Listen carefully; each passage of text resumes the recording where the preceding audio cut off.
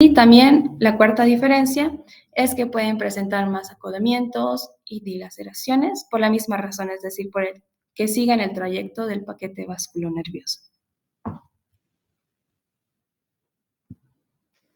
En relación a las características de las raíces y de los conductos, al igual que el tercer molar superior que les expliqué, va a presentar las mismas tres variantes, ¿no?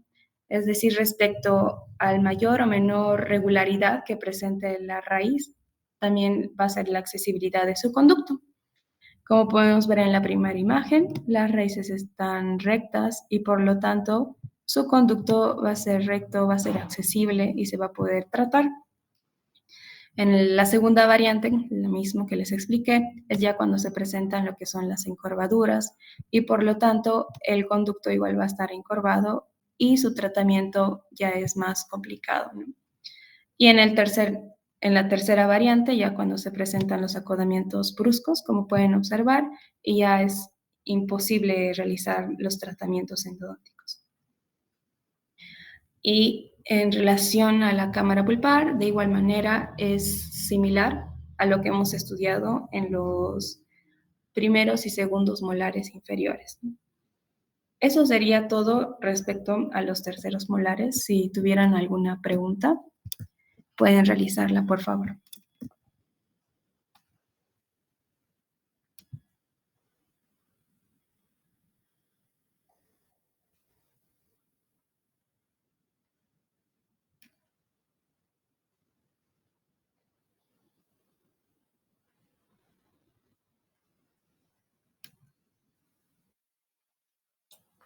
¿Tienen alguna pregunta que hacerle a Ariana? Pueden preguntar. Doctorita, Sí. ¿La extracción de estos terceros molares podría afectar el desarrollo ociomandibular o de los maxilares y puedes alterar la forma de la cara?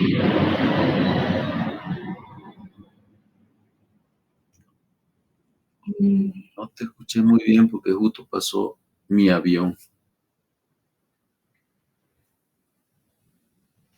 Sí, le pregunté que si la extracción de estos terceros molares podría afectar el desarrollo de la mandíbula del maxilar o alterar la forma de la cara. A ver, la voy a dejar a Ariana que te conteste con su conocimiento de ella. A ver, Ariana, contestarle a Kevin. Bueno, no creo que cause la extracción de los terceros molares lo que mencionas. Tal vez si se realizan el procedimiento de una manera muy brusca, ¿no? Pero según yo es muy poco probable. A ver, dibuja una mandíbula, Ariana. Ok.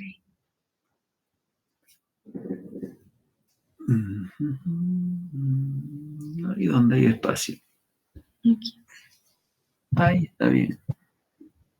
Una mandíbula. Haces la apófisis coronoide, el cóndilo, la rama anterior y te vas un poco. Eso. Ya. Listo. Ya. De los terceros molares, los más complicados son los inferiores, porque son los que más se retienen en la mandíbula o el maxilar inferior. La mandíbula tiene la desventaja en relación al maxilar superior de que los dientes inferiores se inclinan hacia mesial. ¿Ya? Entonces, trata de dibujar un molar inclinado a mesial justo en el ángulo de unión de la rama y el cuerpo. Ahí donde está tu flechita, inclinarlo a mesial.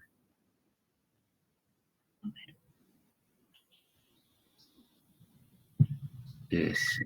Ahí. Hacerle unas raíces inclinadas. Exactamente. Muy bien. Entonces, Estas piezas dentarias tienen esa característica de inclinarse hacia mesial en la mandíbula. En cambio, en el maxilar superior está la tuberosidad del maxilar. Y la tuberosidad del maxilar le da más espacio a los molares superiores, por eso los molares superiores incluso tienen 3 raíces. Y le da espacio suficiente al tercer molar, mucho más de lo necesario, porque el tercer molar tiene las 3 raíces generalmente fusionadas.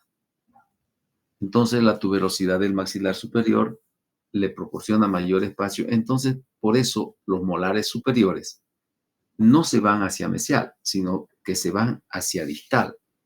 Entonces, por eso es que al extraer los molares superiores, si a alguien le han extraído los terceros molares superiores, se va a dar cuenta que la molestia que se pueda realizar, quedar después de la extracción, es mínima en relación a lo que sucede con el inferior, salvo de que el tercer molar superior esté retenido y que haya estado metido en la fosa que presenta el maxilar superior. Pero, ¿qué sucede en el maxilar inferior? En el maxilar inferior no es que el diente, el tercer molar, pueda deformar la cara. Lo que sí puede deformar los terceros molares en su erupción es el alineamiento dentario. Gracias a la erupción de los terceros molares, ustedes van a ver una malposición dentaria a partir especialmente de los premolares, en este caso inferiores y superiores, y mucho peor en los incisivos. ¿Por qué? Porque como están erupcionando en un espacio, mejor dicho, en un hueso donde ya está calcificado y no hay el espacio necesario, entonces empiezan a buscar espacio y empiezan a empujar a todas las piezas dentarias hacia adelante, hacia mesial. ¿Y quiénes son los que llevan el mayor impacto? El mayor impacto lo llevan los dientes unirradiculares, porque ellos son los que tratan de girarse en su propio eje y de ahí se produce la malposición. Y esa malposición hace que los terceros molares vayan consiguiendo espacio y traten de erupcionar, pero con ese costo de que los dientes anteriores, caninos e incisivos, especialmente los caninos, a veces, entonces adquieren una malposición. Por eso es que los terceros molares, cuando se ve que van a erupcionar, van a buscar espacio y que pueden dañar la posición de los demás dientes en su alineamiento, por eso es que se los extrae antes de que erupcione. La cara no se malforma, ¿no? Pero se puede presentar una estética alterada por la erupción de estos dientes que al hacer fuerza van a causar malposiciones de los dientes. En esta posición que ven ustedes, esta pieza dentaria acá, en ese ángulo, la mandíbula crece hacia atrás. En este caso, en la rama ascendente, en el borde posterior, ahí se deposita hueso. Y en la rama ascendente, en el borde anterior de la mandíbula, ahí se producen reabsorciones. Por eso es que va creciendo el maxilar inferior y el maxilar superior también, y va dándole espacio a los dientes, a los molares especialmente. Pero hasta que llega un momento en que se calcifica y se detiene el crecimiento del hueso, y entonces ya no hay el espacio para estas piezas dentarias que son las últimas en erupcionar, porque como ustedes han visto, erupcionan entre los 20 y 27 años, y eso es una edad ya donde el ser humano tiene todos los huesos calcificados. Entonces, este tercer molar, especialmente en los deportistas, cuando está en esta posición, y una persona puede sufrir un golpe a nivel de la mandíbula, lo que puede causar es la fractura de la mandíbula a ese nivel por la posición en la que está. ¿Por qué? Porque si ustedes ven, la posición del diente hace que el hueso tenga a nivel de la rama y el ángulo de la mandíbula un estrecho margen. Entonces, un accidente, un golpe puede fracturar la mandíbula. ¿Ya? Esas son las cosas que pasan, que son las más comunes que se ven con estas piezas dentarias. Por eso es que a muchos de ustedes les han extraído los terceros molares y los que más se complican son los inferiores porque hay que cuidarse incluso de algunas infecciones porque el alimento siempre va de arriba hacia abajo. ¿Han entendido? Sí, doctor, gracias. Ya. Doctor, Ahora, una pregunta. Perdón que lo sí, corte. ¿Y qué pasa con las personas que no necesitan extracción del tercer molar? Que es pueden vivir básicamente sin necesidad de... No les molesta, digamos, el tercer molar. por eso les decía, no, los terceros molares no siempre son sinónimos de extracción. Cuando están en una buena posición y hacen oclusión con el antagonista, es decir, el superior con el inferior, son partícipes de la masticación sin ningún problema.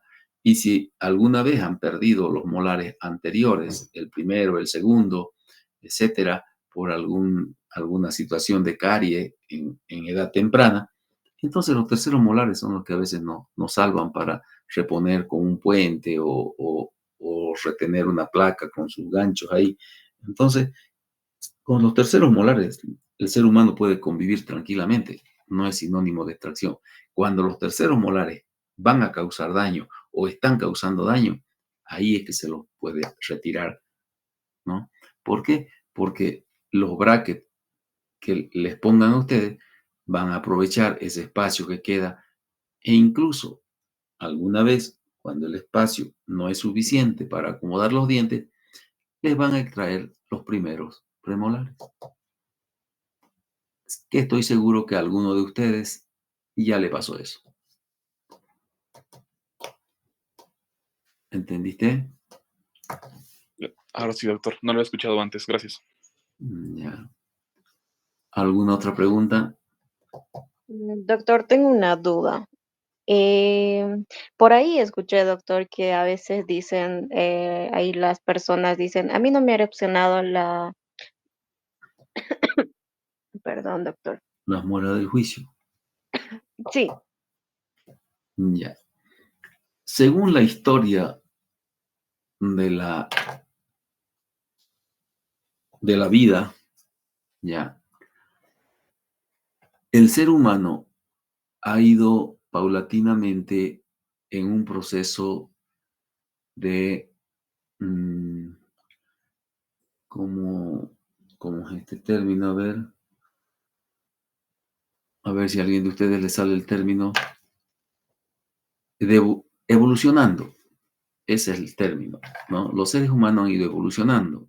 Se dice, según la historia, de que los seres humanos teníamos en la edad antigua 6 piezas, 6 molares en cada lado, ¿entienden? Luego la evolución fue haciendo que fueran 5, 4, hasta que quedaron 3 en cada lado. En la actualidad, el germen del tercer molar en algunas personas no se forma, pero ojo, es muy diferente a que el germen del diente no se forme, a que el diente esté retenido en el hueso. ¿Entendieron? Ya, esa es una situación muy diferente. ¿Ya? Entonces, el diente puede no formarse el germen y esa persona puede ir, sacarse una radiografía, observar y no le nacieron ni le van a nacer los terceros molares porque el germen dentario no se formó, ¿no? Eso se considera como una parte de la evolución, ¿ya? Entonces, no hay por qué asustarse. Es muy diferente a que el tercer molar o los terceros molares no aparezcan en la boca porque están retenidos en el hueso. ¿Por qué? Porque no hay el espacio necesario para erupcionar. Y como les ha mostrado Ariana hace rato, un sinnúmero de cambios y de variaciones que tienen las raíces de estos terceros molares, y es esa la otra causa por la que a los terceros molares se los extrae por las direcciones de las raíces, porque no se pueden hacer tratamiento en raíces atípicas o muy dilaceradas. ¿Entendieron?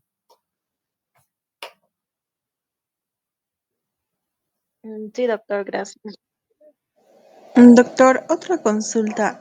¿Es posible que cuando a uno le extraigan el tercer molar pueda salir otro germen del tercer molar? Otro, otro no.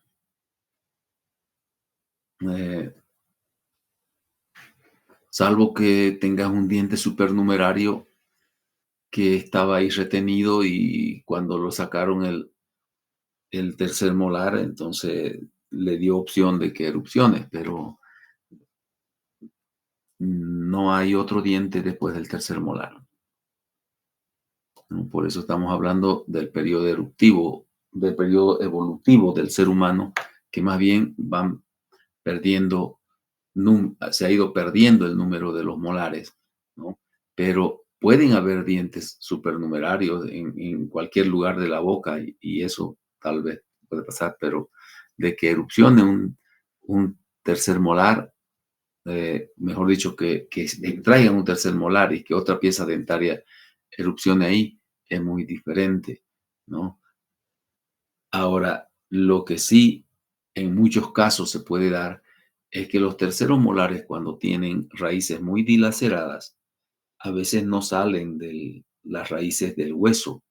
Y cuando no hay infección, entonces esas raíces dilaceradas o esas raíces se pueden fracturar y se pueden dejar ahí en el interior de la mandíbula y luego poco a poco van eliminándose y van saliéndose de forma natural.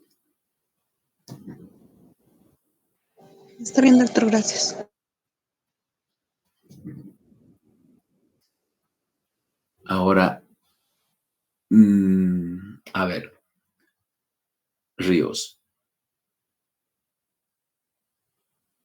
Hay algunas situaciones donde la pieza dentaria que se extrae es el segundo molar. Y cuando extraen el segundo molar, ahí sí es como si otro diente hubiera. ¿Por qué? Porque el tercer molar recorre por el interior del hueso y va y ocupa el lugar del segundo molar. Eso es muy diferente. ¿Entendieron? Sí, doctor, gracias. Ahora, Ariana, ¿qué diferencia hay entre los molares?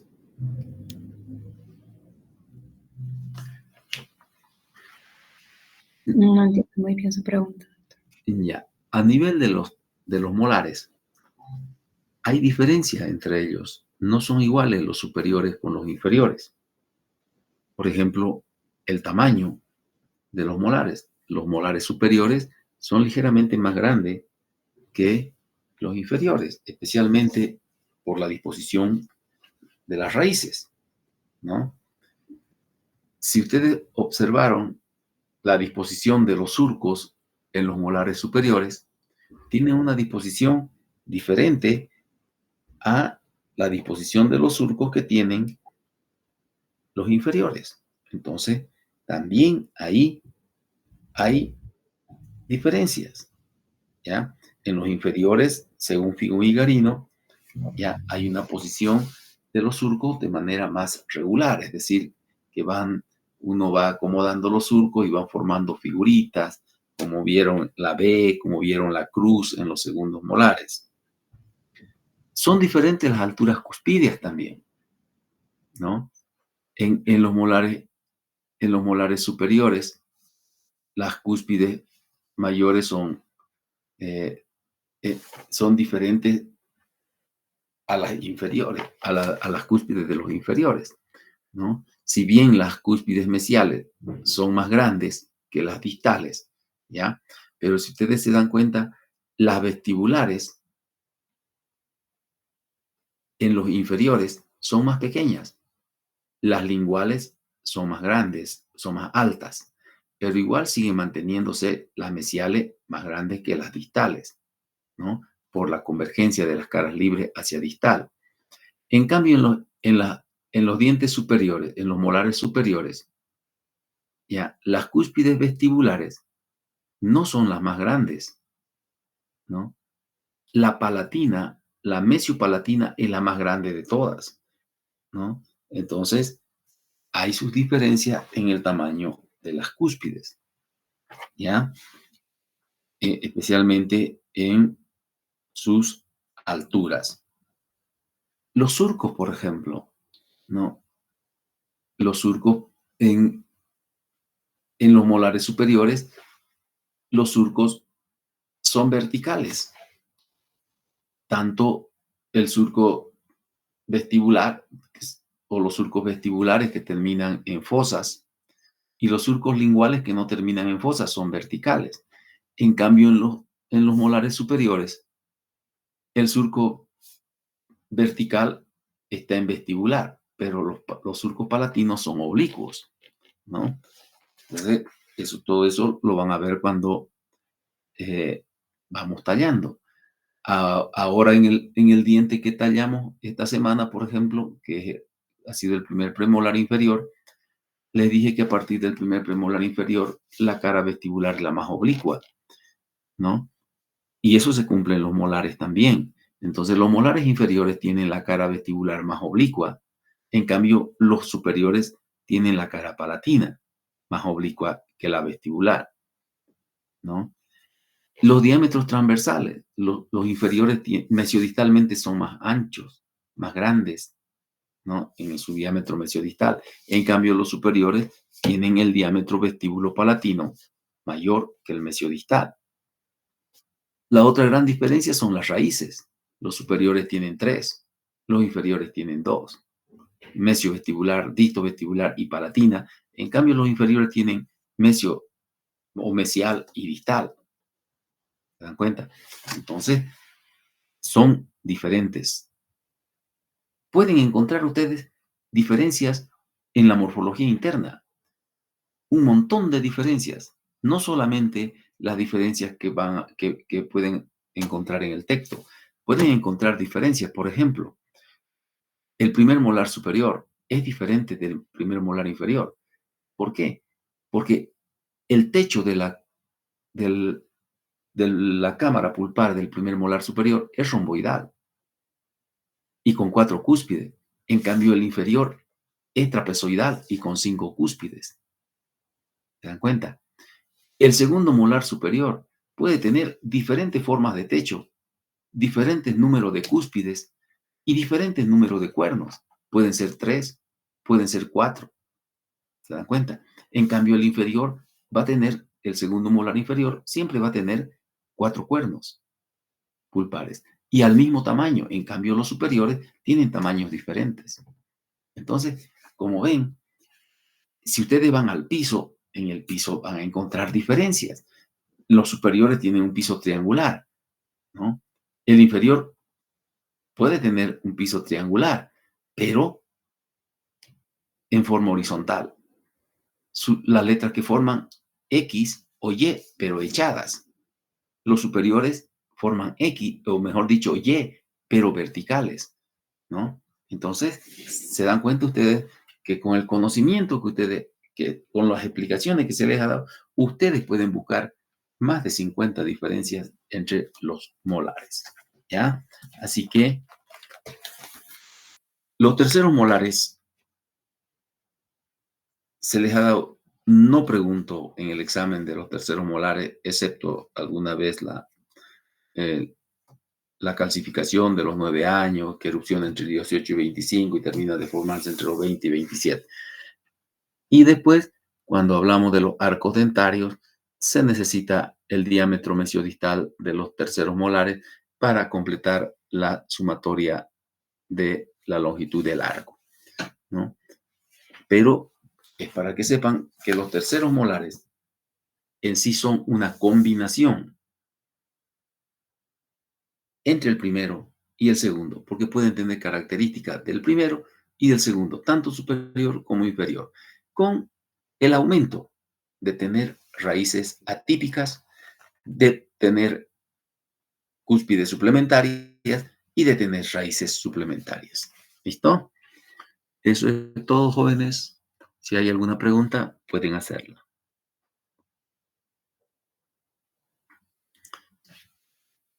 Si no, que tengan un buen fin de semana